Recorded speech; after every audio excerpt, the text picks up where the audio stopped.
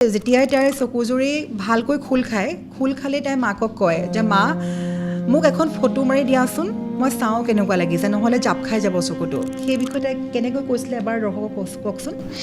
তাই মানে চকু এনে দেখা পাই থাকে, তাই চকু সকলো দেখা পাই থাকে, খালি তাই ফ্ৰীকে চকুকেইটা মেলিব নোৱাৰে।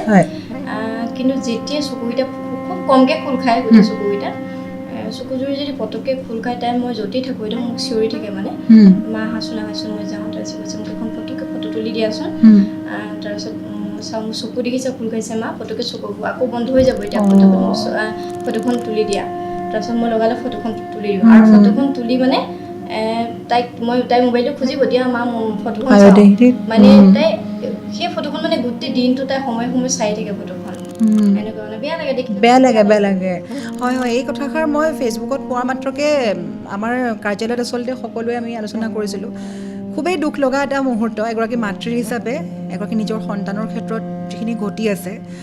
আচলতে কণমানিজনী মুখখন দেখিলে আপোনাৰ এনেকুৱা অনুভৱ হ'ব যে ইমান মৰম লগা কণমানিজনীৰ লগত কিয় ঘটিলে এনে ঘটনা। দেহা মানুহ তুমি অকণমান ক'বা দেই, তোমাৰ কেনেকুৱা লাগিছে আহি ইয়াতে? তোমাক মই এটা কথা সুধোঁ, তুমিতো গানো গাই ভাল পোৱা নহয় জানো?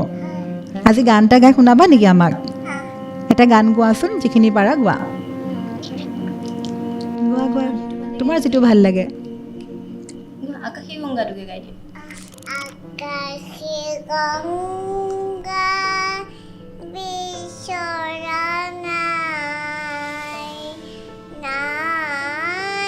বিচৰা স্বৰ্ণ অলংকাৰ, নিষ্ঠুৰ জীৱনৰ সংগ্ৰামন বিচাৰো মৰমৰ মাত দেখা।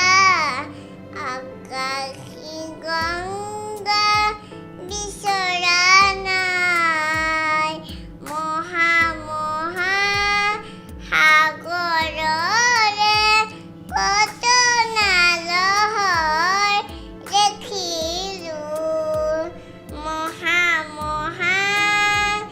নগৰীতে কত নাবাত হেৰুৱালোঁ, মৰম জ্যোতি পংখেদি খেলি, মৰম জ্যোতি পংখেদি খেলি, গোৱালোঁ বুকুতে অশ্ৰুধা, নিষ্ঠুৰ জীৱনৰ সংগ্ৰামন বিচাৰো মৰমৰ মাত দেখা।